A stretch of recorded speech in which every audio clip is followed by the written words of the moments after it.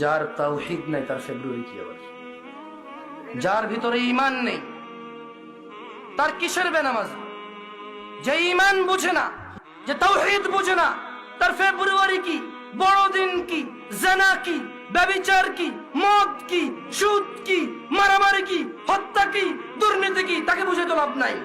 মনে রাখবেন, 14 ফেব্রুয়ারি থেকে নিষেধ করে লাভ নেই। কারণ 14 ফেব্রুয়ারি ওই সকল মানুষ যায় যারা তাদের রবকে বোঝেনি। মনে রাখবেন, আমি আজকে রবের সাথে পরিচয় করে দিয়েছি এদের।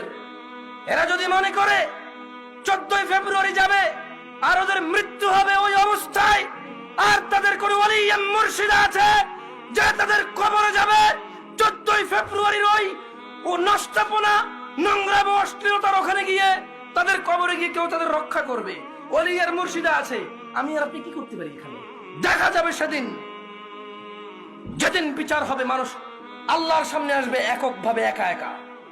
সেই দিন দেখা যাবে ইয়াউমা ইয়াফিরুল মারউ মিন আখিহি, যেদিন মানুষ পলায়ন করবে তার ভাই থেকে, ওয়া উম্মিহি ওয়া আবিহি, তার মা আর তার বাপ থেকে, ওয়া সাহিবাতি ওয়া বানি, তার ছেলে এবং তার সন্তান থেকে।